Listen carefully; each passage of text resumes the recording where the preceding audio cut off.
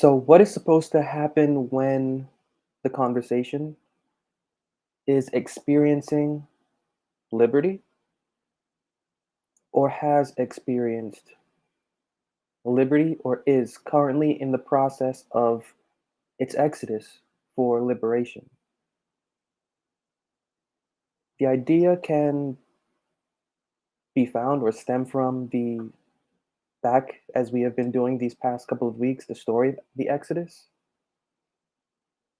And the answer literally is a sanctuary. They went through the Exodus, the story tells of plagues, and then after the plagues, or after their victory, that song that was sung by Moses of what was intended after all of that took place. And after all of that took place, the planting of a sanctuary is the next phase. And so after the conversation and after the individual human being willingly allows the wisdom gained from its experience and from practically applying whatever they find as they privately just scour through the words of the Bible to their experience, those plagues of wisdom that we get, when applied to the conversation, they do become plagues because they're correcting our conversation. And in correcting our conversation, they're getting realigned, they're getting readjusted. And it is from that realignment, from that readjustment, that the compartmentalization of our experience is dropping. And so, ending last week on this idea of right and wrong experience, the Bible not focusing on a right or wrong experience. So, before going into anything else, just clarifying that a little bit more is there is an underlying core philosophy that is within the Bible, and it has to do with resurrection and regeneration. The example of the Exodus is perfect for that. And that regeneration and that resurrection having to do not necessarily with the physical, but the Exodus is about, as it says, a revenge on the gods of Egypt. The resurrection and the liberation at the center of the Bible is strictly for the devotional conversations conscience. So a right experience is an experience where the mind of the conversation is experiencing resurrection and liberation from religious error. And there in that is an experience and an understanding in and of itself. But we know that our conversation is right because the outcome of our experience is us resurrecting and regenerating from what we formerly believed because we're understanding that it is unhealthy. And the conversation, not simply just understanding it is unhealthy, but resurrecting or regenerating to a new stature, which is perfectly summed up in the book of Ephesians. Put off your former conversation, the old man, which is the old mind of devotion, and be renewed in the spirit of your mind. And put on the new man, which is the new mind of devotion, which is created. So, this is the underlying philosophy within the scriptures, and this is a right experience. How to get to that right experience, though, is the issue, because there are two ways to go about that. The first way to go about that is through a form of religious slavery, which is the Exodus, is what it's allegorizing, a form of religious slavery, and that religious slavery broken down consistently by what is understood through the representation of the crucifixion, the illustration of that hanging body, what that body represents, the slaying or the killing of that body, actually representing the slaying or the killing of a devotional philosophy. Galatians 3:13, one single verse to break this down perfectly. Christ hath redeemed us from the curse of the law.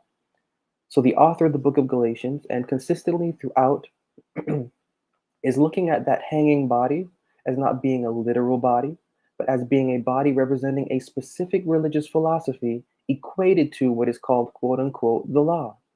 Now, the law that is quoted is the law representing the code of religious devotion according to the mind of Moses. And according to the mind of Moses, one is justified, one is healthy, one is beautiful before a divine eye by committing themselves to religious deeds, religious acts, to theories, to baptisms, to ceremonies, and so on and so forth. When we see that body crucified, according to the scriptures, what is crucified is not actually a physical body, but is a body of understanding to where one is seen as decent through deeds and through acts.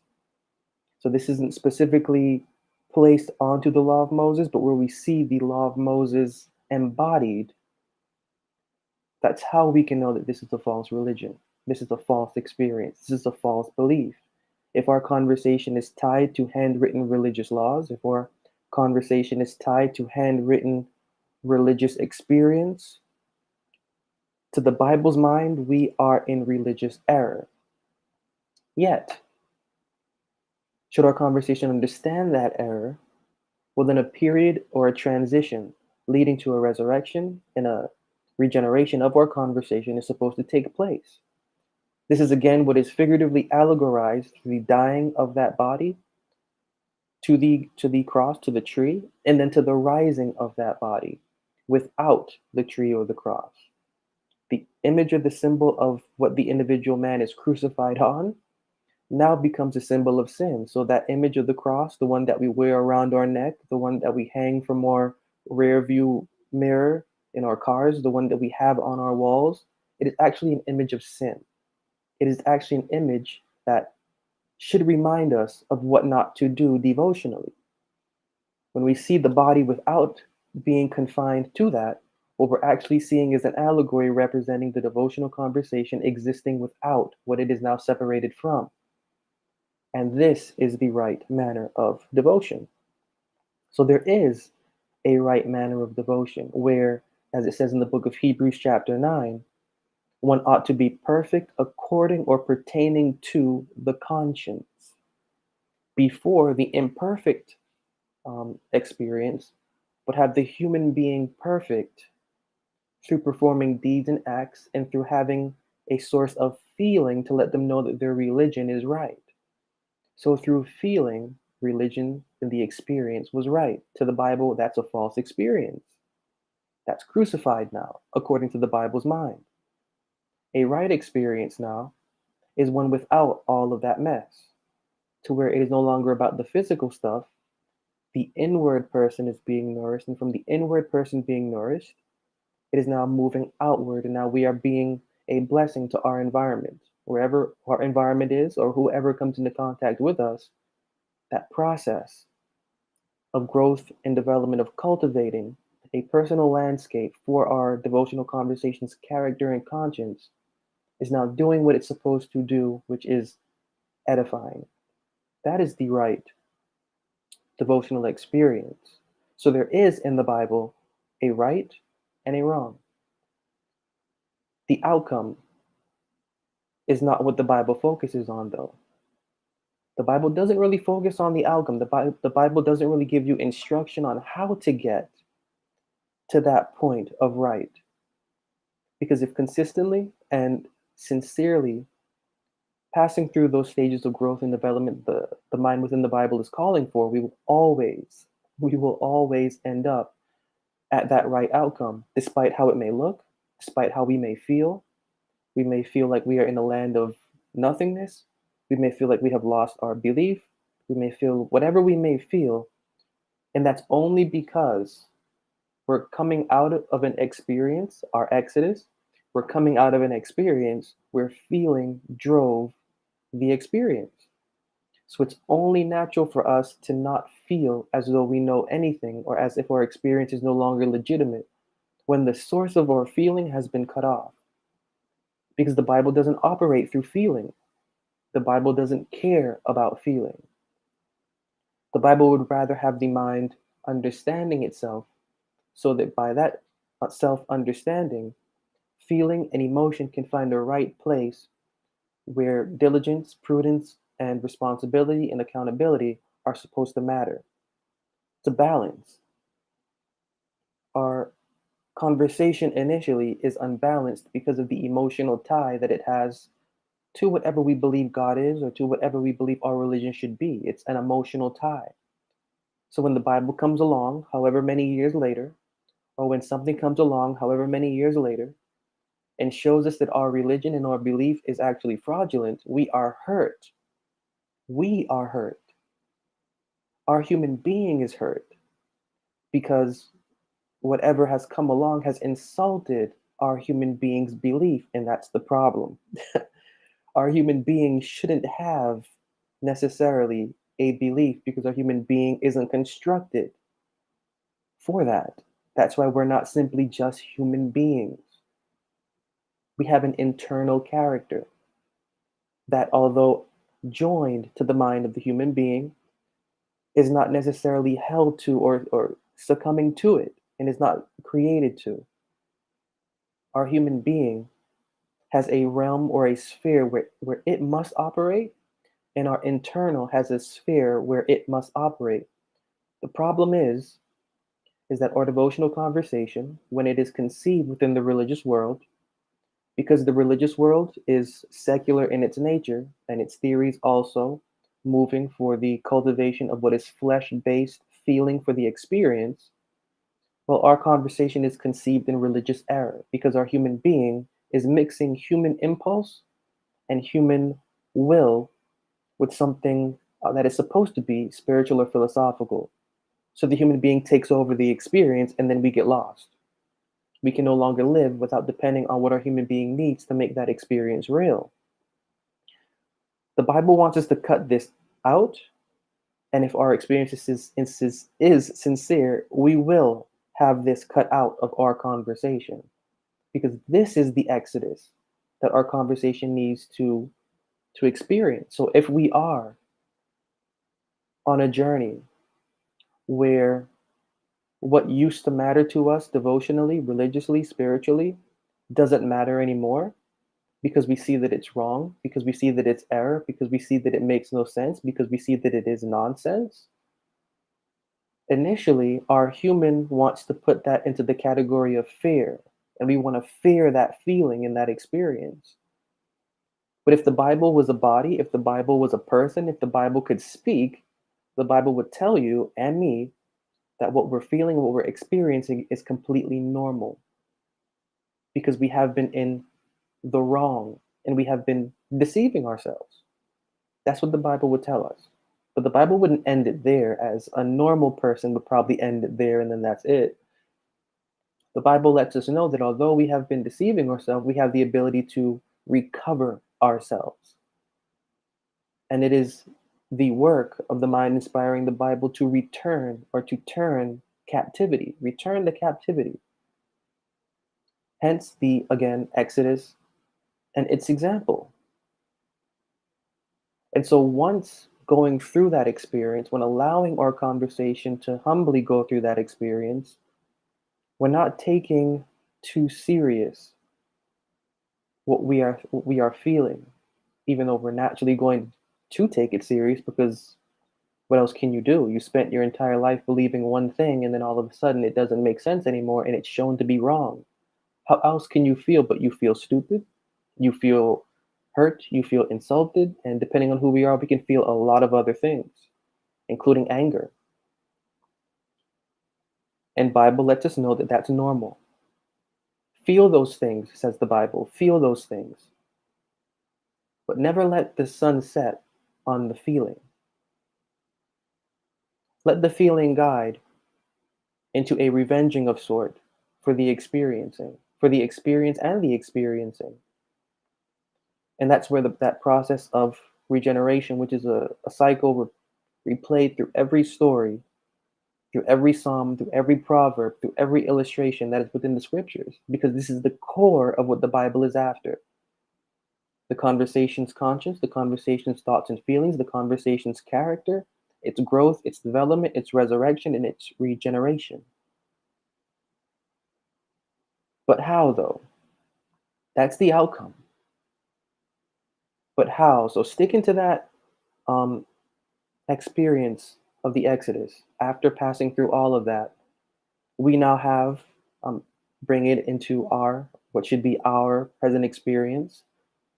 patiently and temperately passing through the scriptures, having cultivated an understanding and bits of wisdom that we can apply, we now have applied to our former conversation that wisdom that is now used as a source of plague, now used as a source of plague for the categorization that we have allowed ourselves to categorize our experience by and with, and applying that, we're now experiencing liberation. The plagues are helping. The plagues of the wisdom that we are getting.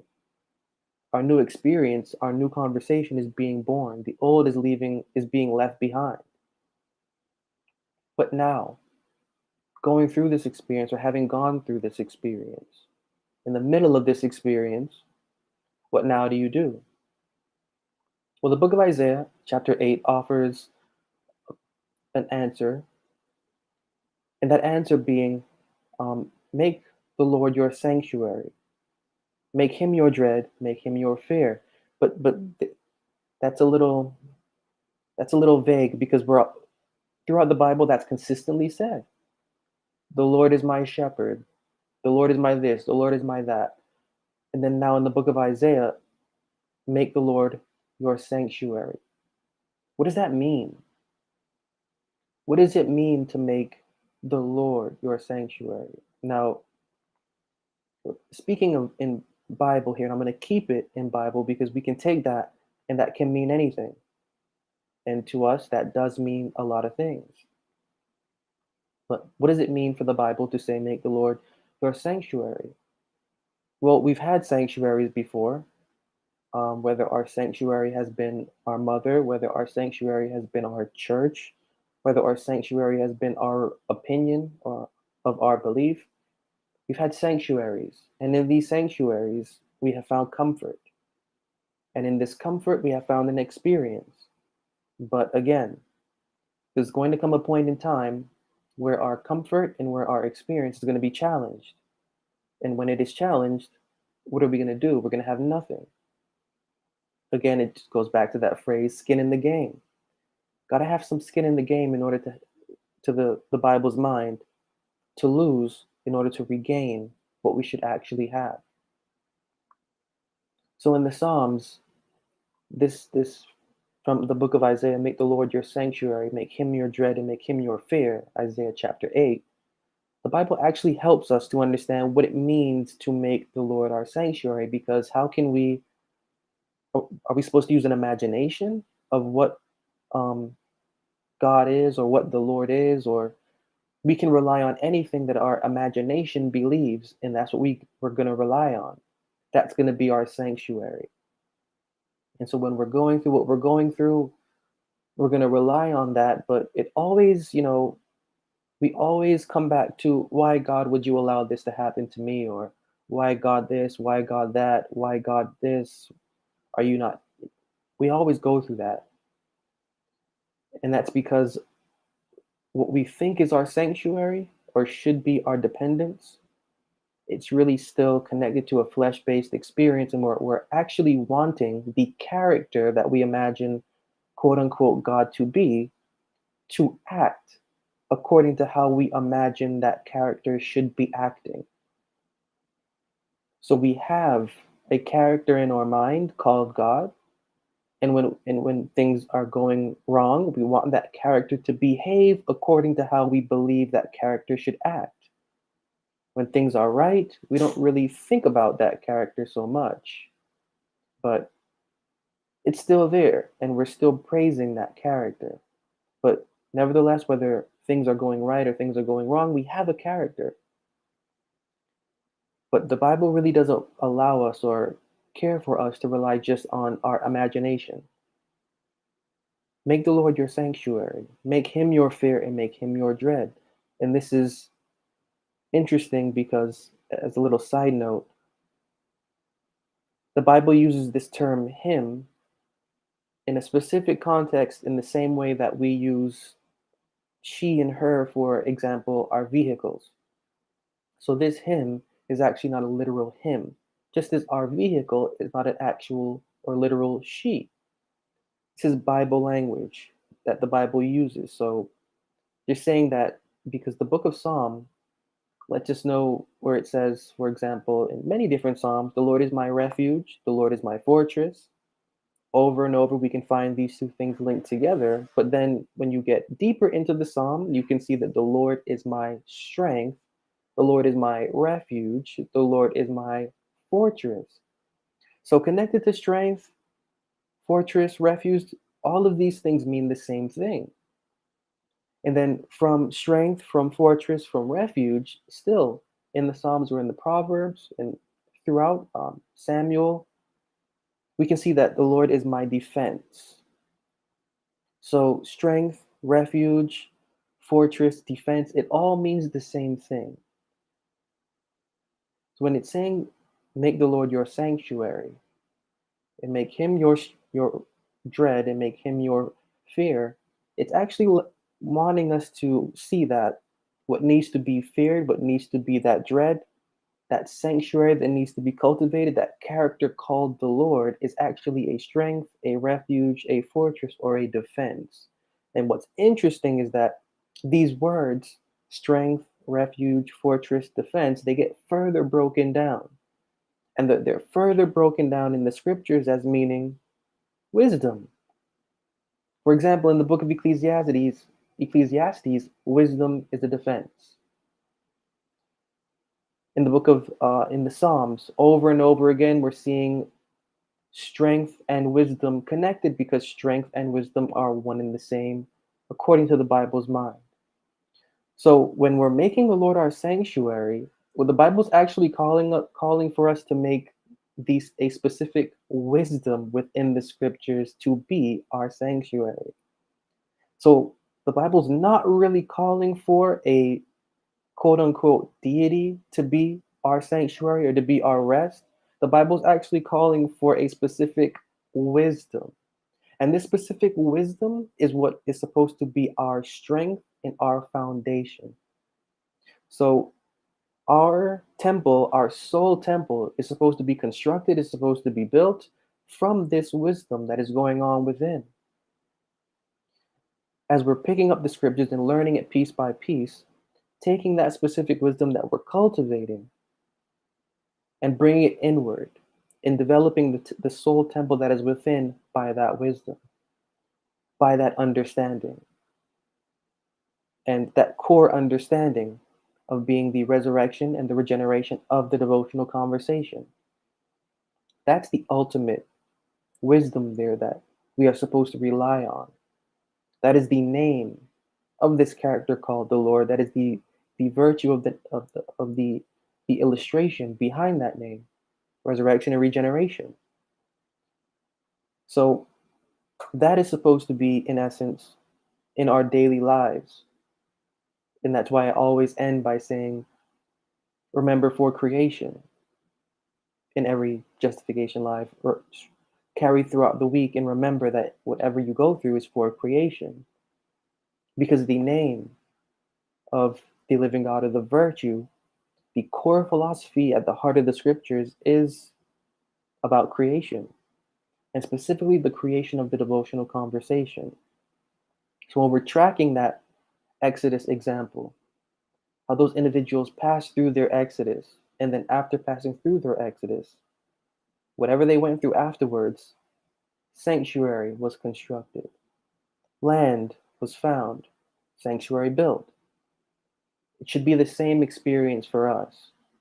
When we're going through that experience of transitioning out of our former belief, sincerely passing through it, not holding any grudge, not getting super frustrated that we have been lying to ourselves or we have been lied to.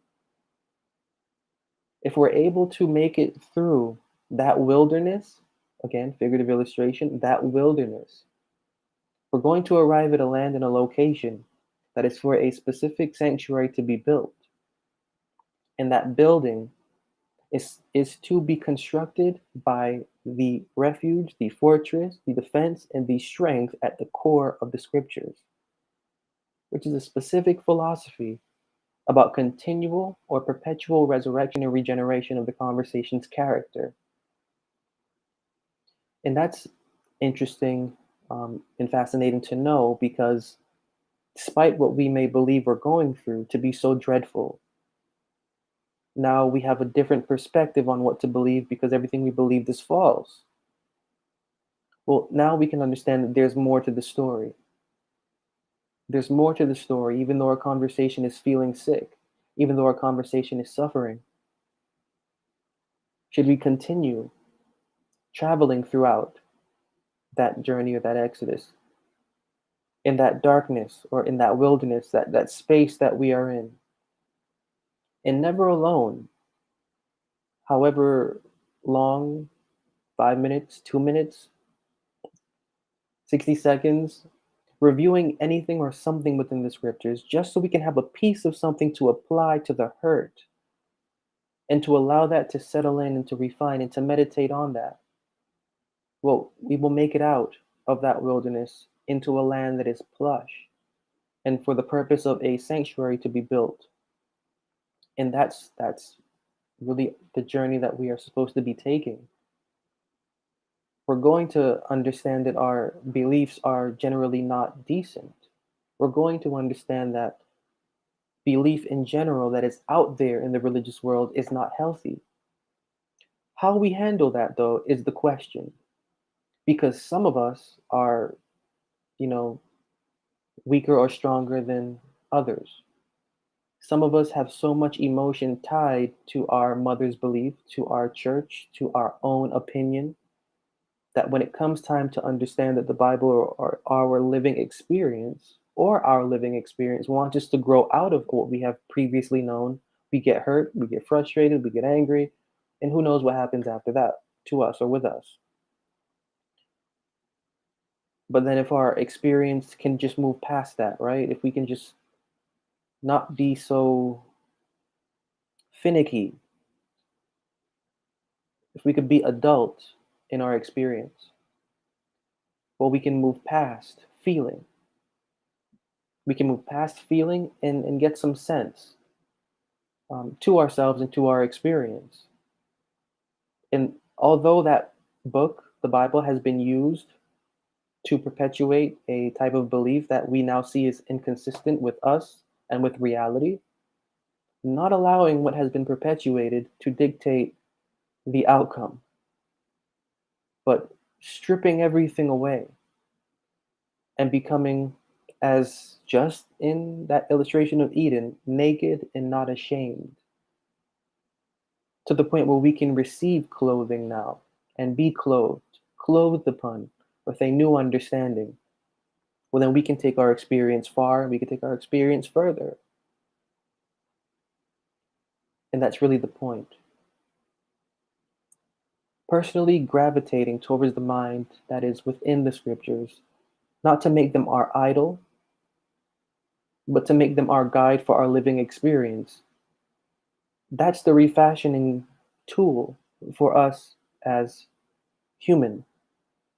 The heart of the Bible's philosophy is the human reconstruction. Because once our human being gets attached to religious theory, deconstruction takes place. And so when we're feeling hurt, that's demolition. And demolition, not just for an ending, understanding or belief, but for a rebuilding. We have to continue to move forward with our understanding despite what we feel and despite what we think we may see of it. Because in all honesty, we feel and we see according to the deception that we have been accustomed to. So we have to use mental strength, and that's part of that new covenant promise. All will know me, from the least to the greatest. They will never say know the Lord, for they will all know me. A personal knowing is what the present experience is about, and is what the allegory of the crucifixion foreshadows, and is what the core philosophy and every illustration within the Bible foreshadows. And so embracing that's not easy. And depending on how deep we are in whatever theory we pose for a religion, it will be even more not easy. But no matter what we have going on within us, there will always be a call for our conversation's growth and development.